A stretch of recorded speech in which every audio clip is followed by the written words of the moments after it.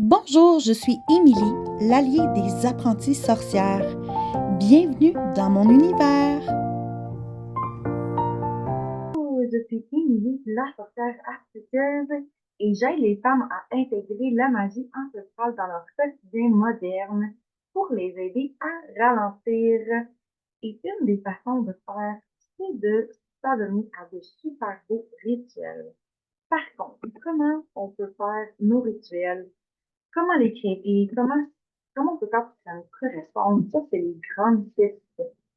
Donc, en fait, cet enregistrement que tu écoutes en ce moment, c'est un enregistrement qui suit en fait un live que j'ai fait sur Zoom et que je n'ai pas enregistré parce que j'étais pas capable de le faire à partir de la plateforme que j'utilisais. Donc, j'ai simplement décidé de réenregistrer le contenu sous forme de podcast et c'est un atelier qui se déroule mensuellement. En fait, c'était le premier en mai, le prochain sera en juin.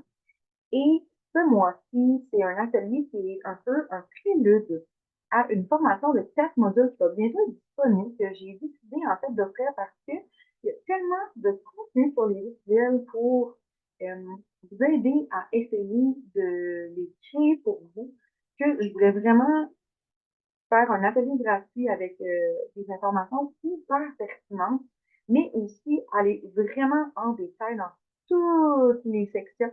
Donc, le prix de pré-lancement de cette petite formation-là, c'est de 28 et après ça, lorsque la formation va être officiellement sortie, elle sera à 48 $. Maintenant, le but de l'atelier en ce moment, c'est vraiment là de diminuer le stress par rapport à comment faire ce rituel, que tu saches par où commencer, par quel, par quel, pas par quel, mais comment démystifier c'est quoi un rituel, tu sais, par rapport à tout ce qu'on voit aussi sur Pinterest et Instagram. Puis vraiment, là, qu'est-ce qui est important pour ton rituel quand tu compares tout ça ensemble? Et aussi, pourquoi j'ai décidé de moi créer mes propres rituels, ce que je vais t'enseigner aujourd'hui en fait. Puis j'appelle un peu l'anecdote quand j'ai été déçue d'avoir payé quelque chose qui ne me convenait pas pantoute. Donc moi, là, j'ai commencé à faire des rituels lunaires, ça fait quand même 3 ans et demi. Je viens un peu perdue, je me suis quand est-ce que j'ai officiellement commencé, là, mais euh, une année, j'ai décidé que je voulais fêter Yule, qui est la fête païenne qui se déroule en décembre. Puis, je voulais vraiment que ça soit quelque chose de spécial, qui ait une énergie contagieuse, parce que j'avais vu dans les commentaires sur le rituel de Samhain qui précède celui de Yule. Donc, Samhain, c'est le 31 octobre. Donc, un mois et demi plus tôt, j'avais vu des commentaires comme vraiment élogieux sur le rituel, une communauté, c'était quelque chose en live, les gens avaient vécu vraiment là, une montée d'énergie, c'était vraiment bien, tout ça. Donc, moi, j'avais quand même des attentes pour celui de Yule. Et j'ai payé 20 $ pour un rituel en me basant sur les informations que j'avais à ce moment-là. Et finalement, ben, la personne qu'elle est venue me livrer pour Yule, c'était une méditation de 45 minutes. Puis c'était une méditation sur les chakras en plus. Alors qu'à cette époque-là, je ne comprenais pas c'était quoi. Ben, je comprenais c'était quoi les chakras, mais je ne les connaissais pas vraiment. Puis, je rééquilibrais mes chakras. C'était pas ça que je voulais faire pour Yule. Moi, je voulais quelque chose qui était spécifiquement pour Yule, qui était dans l'énergie là, de l'hiver et tout ça. Puis, est-ce que les chakras peuvent être utilisés comme une méthode de rituel pour Yule? Tout à fait, mais moi, à ce moment-là, ça ne me convenait pas en tout, puis j'étais déçue. Puis c'est là que j'ai réalisé, en fait, au lieu d'acheter ou de copier des rituels qui sont faits et tout ça, ben, moi, j'avais vraiment envie de créer mes choses à ma façon. C'est ce que j'ai envie aujourd'hui de présenter, là, de proposer une méthode pour créer tes propres rituels qui vont vraiment plus te ressembler, puis qui vont vraiment te servir aussi euh, dans les objectifs que tu fixes dans la vie, mais qui sont tellement personnels. Une petite distinction à faire, c'est par rapport à la définition du mot rituel. Donc, il y a des rituels qui sont vraiment comme des cérémonies, ça a un caractère sacré, ça se réfère surtout aux religieux et à la spiritualité. Mais on a aussi des rituels, tu sais, quand on se dit, ah, ça, c'est quoi les rituels matinaux, mettons, ou c'est quoi ton rituel du soir?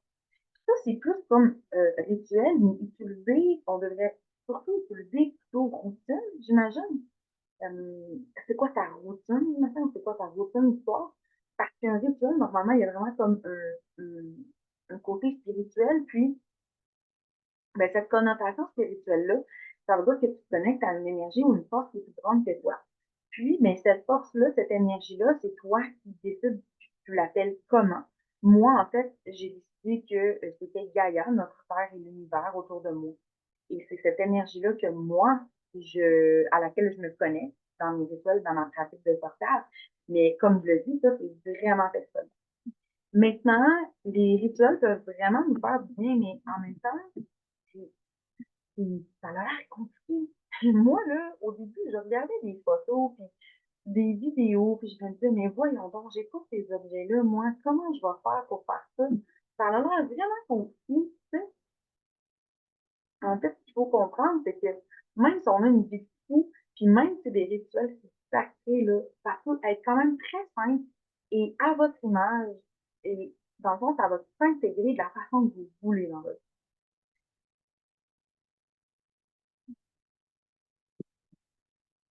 Maintenant, on peut se poser la question, pourquoi faire des rituels? Et ça, encore une fois, c'est une question qui est très personnelle, mais de façon générale, c'est pour ralentir, pour se connecter à soi-même, parce qu'on veut être plus à l'affût de notre monde intérieur, de ce qui se passe à l'intérieur de nous, puis aussi pour manifester hein, les choses qu'on veut. Donc, les rituels, ça sert à toutes ces choses-là. Puis, pour ça que ça m'amène à la première étape de comment créer un rituel. Ben, ta première étape, ça va être de déterminer c'est quoi ton objectif ou comme l'intention du rituel. Puis ça, ben, faut que tu saches qu'est-ce que tu as besoin pour déterminer ça. Donc, est-ce que toi, là, en ce moment, tu as besoin de relâcher, de laisser aller quelque chose que tu prends depuis longtemps? Est-ce que tu veux simplement ressentir une plus grande paix pour combattre un stress que tu vis? Est-ce que tu veux manifester quelque chose de spécifique comme des rituels pour l'argent, l'amour ou le succès de quelque chose de précis dans ta vie? Donc, dépendamment de c'est quoi ton objectif ou ton intention, ben vraiment, là, tu sais, le rituel, il va différer, il va être très différent. Et c'est pour ça que c'est la base de déterminer ça, puis que c'est l'étape numéro un que je propose. Ensuite, l'étape numéro 2, ben, il faut vérifier comment est-ce que tu peux amplifier l'énergie pendant ton rituel. L'énergie peut être amplifiée par le timing.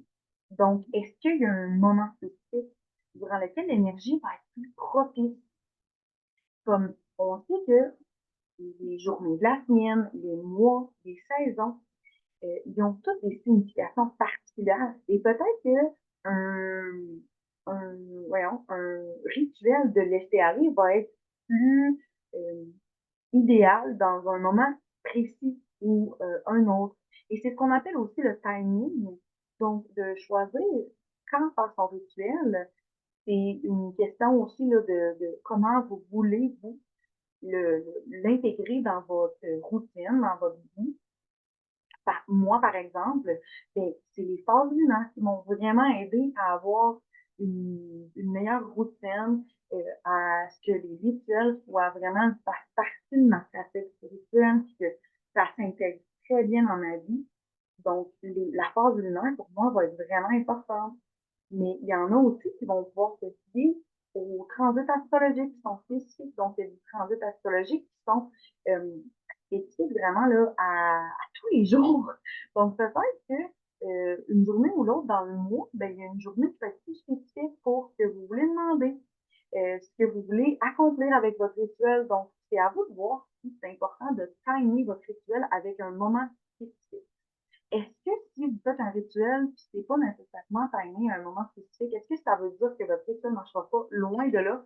on parle simplement de quelque chose qui peut amplifier l'énergie. Mais ça veut dire que l'énergie est déjà là dans la vie autour de toi. Et ça m'amène aussi dans cette catégorie-là des correspondances. Après le timing, tu as aussi les objets sacrés. Donc, c'est quoi les objets qui vont le mieux servir pour amplifier l'énergie de ton rituel? Puis là, ben encore une fois, on est confronté à, on voit sur Instagram ce que les autres font, ce que les autres ont à la maison. On voit des sorcières qui ont des collections absolument formidables d'objets, mais en même temps, est-ce que toi, tu as vraiment besoin de ça? Puis moi, j'ai envie de t'amener ailleurs. J'ai envie que tu regardes ce que tu as autour de toi, chez toi, dans ton environnement physique, et que ça soit ça qui commence. Ça soit ça que tu utilises, pardon, pour commencer tes rituels. Ça va tellement être plus facile. Ça va être autant efficace. Puis je te donne un exemple précis. Moi, j'ai une roche qui m'a été offerte par mon fils à l'époque. C'est simplement une roche qu'il a peinte. Puis à un moment donné, j'avais demandé à ma tante qui est sorcière, qui m'a guidée un peu au début, qui me guide encore un peu, parfois. On a des discussions super intéressantes, mais à cette époque-là, elle m'avait dit, oui, mais les roches, là, que t'as, cette roche-là, c'est ton fait, ça va faire, ça va être super pour toi, c'est très positif, ça va être une énergie super positive pour ton rituel, tu peux les utiliser. Donc, depuis ce temps-là, j'utilise vraiment, là, des objets le plus possible que j'ai à ma portée. Puis, j'ai réalisé, en fait, que je peux me promener n'importe où. Puis, s'il y a quelque chose que je remarque, une branche, une pierre, une feuille, quelque chose là, qui est relié à la nature, parce que c'est ça qui est important pour moi, une fleur spécifique. Ben, pour moi, c'est des choses faciles et qui s'intègrent tellement bien à mes rituels. Puis, bien sûr qu'il y a des choses que vous pouvez vous procurer là, sans problème. C'est à votre guise. C'est selon vos intérêts puis votre personnalité. Puis, je vais vous donner un autre exemple. Comme moi, les cristaux et les pierres, là, on voit des gens qui ont des collections qui sont absolument incroyables. Moi, j'en ai pas beaucoup. Et je n'ai pas besoin de beaucoup de cristaux et pierres. C'est pas que je trouve pas ça beau, mais je me suis dirigée plutôt vers les oracles. Pour moi, les oracles, qui sont un peu comme des tarots, vont répondre très, très, très bien à mon énergie, à ma trafic de sorcière. J'ai vraiment trouvé ce qui me convenait à moi. C'est les objets sacrés qui fonctionnent le mieux pour moi. Il y en a qui vont utiliser beaucoup le pendule, mais en même temps, c'est toutes les choses qui sont 100% nécessaires. Vous pouvez faire des rituels simplement avec des fleurs, des chandelles, en fait, n'importe quoi qui va représenter les 4 éléments, ben, les 5 éléments, la terre, le feu, l'air, l'eau et l'éther. Donc, il faut pas avoir la pression de ressembler à une photo d'Instagram. S'en fout de ce que ta table a l'air, s'en fout vraiment de ton environnement en tant que tel. Tant que toi, tu te sens bien dans cet environnement-là, que ça fonctionne bien pour toi, c'est ça qui est important. Fait que la deuxième étape des correspondances, oui, c'est vraiment intéressant de s'intéresser au timing et aux objets sacrés, puis de savoir comment on peut amplifier l'énergie avec ces objets-là. Mais en même temps, faut pas que ça devienne une obsession, faut pas que ça devienne quelque chose qui vous empêche de faire un rituel parce que là, oh non, vous n'avez pas telle chose qui serait donc bien ça. Donc, faut vraiment, là, c'est pas une grosse information, mais un gros message que je voulais passer aujourd'hui. C'est tellement important de ne pas se mettre cette pression-là. Vous allez voir, vous allez vous sentir vraiment plus libre. La troisième étape, c'est de décider c'est quoi la forme que doit prendre ton rituel. Donc là, j'ai une autre anecdote à vous conter. Moi, là, la plupart du temps, je fais une méditation et un tirage d'or. Bon, j'ai essayé plusieurs choses, mais c'est ce qui revient pour moi qui me fait le plus de bien. Et là, l'année passée pour Samhain, j'ai décidé d'essayer la danse parce que, ben, tu sais, je me suis dit, bon, ça fait quelques années que je pratique, que je veux changer, je veux comme sortir des sentiers battus, etc. Tu sais, je vais beaucoup, beaucoup sur la roue de la main, les fêtes païennes, le séculaire, les rituels, etc. Donc, tu sais, j'ai tout le temps, beaucoup d'inspiration pour essayer plein de choses nouvelles. Là, moi, je suis là. Je m'en vais au clair de lune, puis je sors dehors pour danser. Puis là, je me rends compte tout de suite en sortant dehors, je suis comme non, non, non, non, ça le fera pas du tout, là. J'ai une boule qui se forme dans l'estomac juste à regarder l'annonceur en sortant dehors. J'avais peur. Je me suis vraiment pas sentie bien dehors, seule, dans le noir, même si c'était juste dans ma propre cour. Puis là, vous allez vous dire que j'écoute peut-être trop de podcasts et de documentaires de true crime, mais vraiment, j'étais pas à l'aise. Puis j'ai quand même fait mon rituel parce que je voulais quand même me pousser et c'est un choix conscient que j'ai fait à ce moment-là. Mais je vais vous dire la franche vérité, là, si je refais une danse comme rituel, là, ça va être au soleil, à midi. Je peux vous dire qu'il va y avoir des couleurs, qu'il va y avoir des fleurs, puis que ça va être vraiment pas dark. Donc, c'est une petite leçon que j'ai appris. Puis, ben, vous aussi, vous pouvez apprendre vos leçons. Puis, la forme que prend le rituel, là, ça, comme j'ai dit, ça peut être une méditation, la danse, une chanson, un chant. Tu sais, souvent, on va même imaginer qu'un rituel, là, c'est comme de danser autour d'un feu, au son du tambour, là. Puis, tu sais, oui, c'est vrai que c'est un rituel, mais nous autres, là, on n'est pas obligé que ça soit comme ça, là. On le fait comme on veut. Donc, moi, la méditation, ça m'aide vraiment beaucoup. Donc, c'est souvent par ça que je commence mon rituel. Et après ça, ben, je fais mon tirage d'aura. C'est vraiment l'idéal pour moi. Mais ça, c'est pas l'idéal pour tout le monde. C'est vraiment que moi, c'est dans le fond mes découvertes. C'est là où mes découvertes m'ont amené. Tu sais. Vous pourriez aussi décider que votre rituel sera une créativité, si vous êtes une artiste ou même si vous n'êtes pas une artiste. Vous pouvez dessiner. Moi, j'ai fait un rituel de Yule en 2023 qui impliquait une détente, qui impliquait vraiment un processus créatif avec de l'encre, etc. Dans mon grimoire de sorcière, c'était comme quelque chose de conscient que j'avais fait. Puis, ça a super bien fonctionné pour moi parce que ça correspondait tellement à des choses que j'aime. Ça correspondait vraiment mieux à moi qu'une méditation interminable de 45 minutes sur des chakras. Là. Vraiment, je suis un petit peu coincée, je pense. Donc, pour vous donner un exemple d'à quel point aussi euh, le rituel peut prendre des tonnes de formes, c'est que dans le fond, là, ce qui fait la différence, c'est l'intention que vous mettez dans le rituel. Parce que là, moi, je vous raconte l'histoire de mon processus créatif que j'ai fait à You 2023, où est-ce que j'avais mes estampes, etc. Puis c'était vraiment, vraiment bien, ça m'a vraiment bien servi pour ce rituel-là. Mais au contraire, à Ostara cette année, j'étais malade. Puis je me suis dit, bon, je vais sortir mes crayons, je vais sortir un dessin de Pâques, etc., de mon planificateur graphique, etc. Mais j'ai fait ce dessin-là en écoutant une émission de télé. Donc, c'était vraiment pas un rituel. Donc, la différence, c'est que la même action peut être un rituel ou non selon le contexte, selon l'intention que vous mettez, selon les objets que vous avez autour de vous, puis comment vous performez le rituel. Donc, c'est pour ça que l'intention, ce que vous avez dans votre cœur, ça va toujours faire une grande différence, beaucoup plus que les objets, si vous êtes dérangé ou pas dans votre rituel, etc. Puis c'est sûr qu'on ne veut pas être dérangé dans notre rituel, mais moi, là, ça m'est déjà arrivé là, que j'étais en plein rituel de pleine lune, de nouvelle lune. Mon fils, je suis en train de faire mon tirage, puis il s'en vient me voir. C'est des choses qui arrivent, ça ne veut pas dire que votre rituel n'est pas valide, il ne va pas vous aider.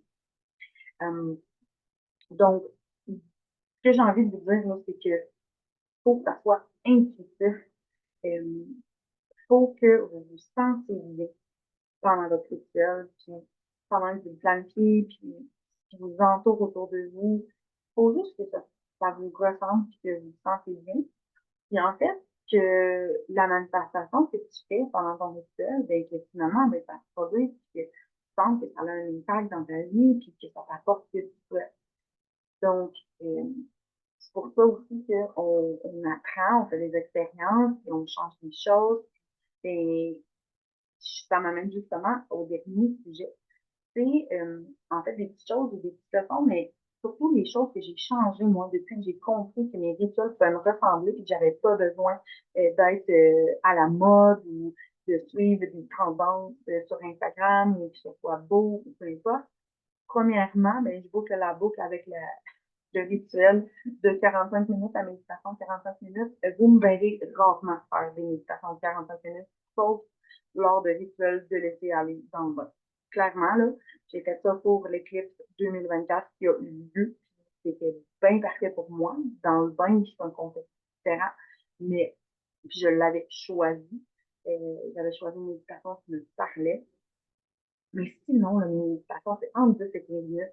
Puis, je vous dis, c'est bien mieux de faire une méditation de 10-15 minutes qui va être efficace, qui va vraiment mettre dans l'ambiance, qui va nous amener dans l'état mental, émotionnel et spirituel qu'on a besoin pour notre rituel, que de faire une méditation de 45 minutes en pensant que c'est plus vertueux parce que c'est 45 minutes, alors que tout ce que tu penses, c'est mais qu'est-ce que je suis en train de faire là, ça n'a pas de bon sens. Une des choses aussi que j'ai compris, changé, c'est que c'est correct d'avoir des objets qui nous parlent plus.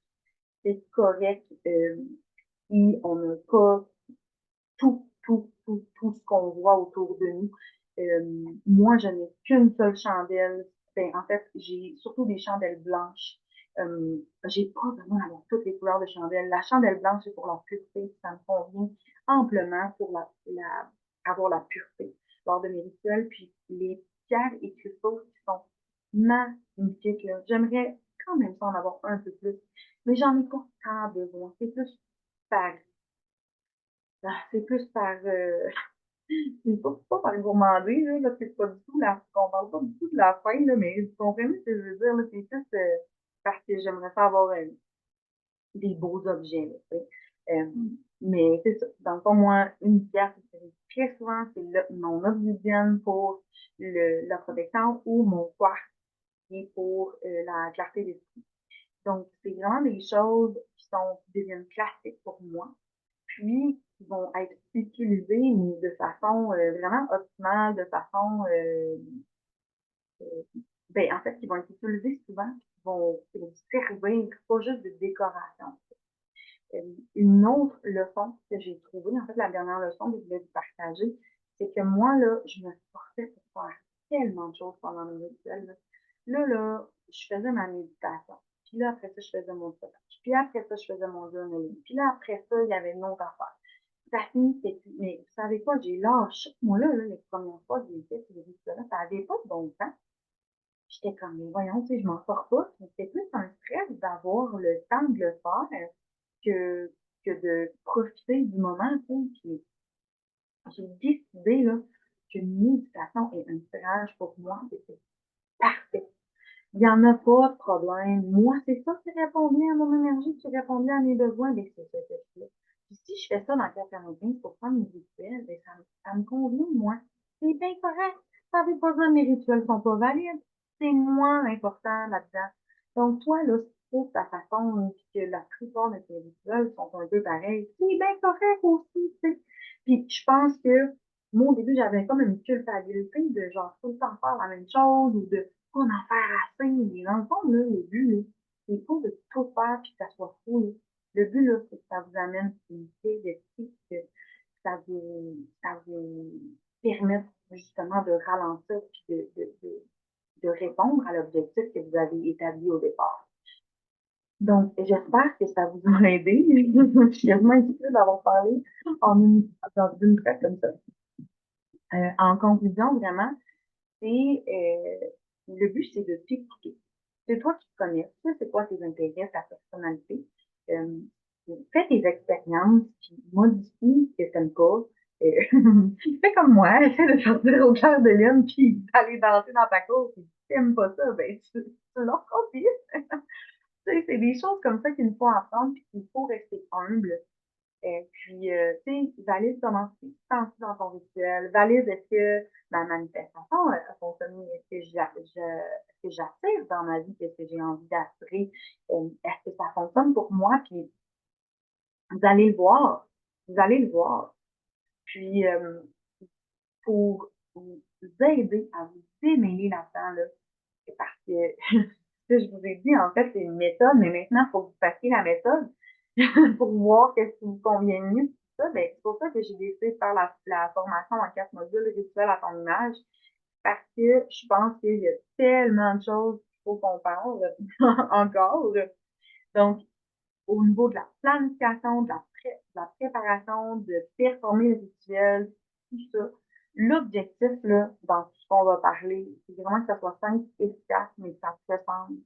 Puis, j'ai deux choses que je n'ai pas parlé aujourd'hui, euh, notamment le cercle de protection que vous pouvez voir parfois là, dans les rituels, peut-être dans les films, où est-ce qu'il y a une personne qui va se tenir debout, qui va être en train de méditer autour d'un cercle de protection. Donc, le cercle peut être avec des symboles, avec des objets comme des chandelles et des pierres.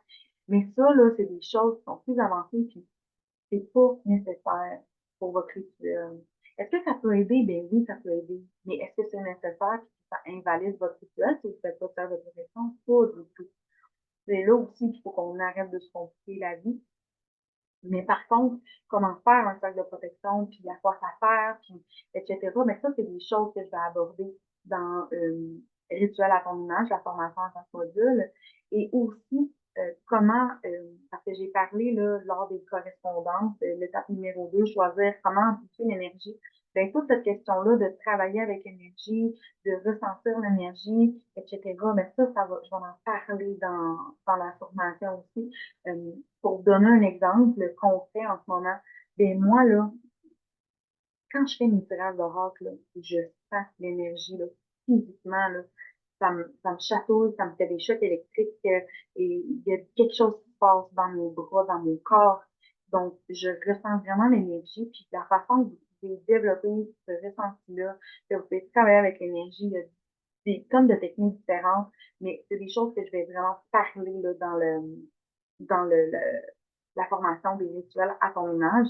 Donc, si tu veux aller voir tout ça, ça se passe sur la sorcièreastucieuse.ca et n'hésite pas à venir m'écrire sur mes plateformes. Je suis sur Instagram, Facebook et TikTok, même sur YouTube.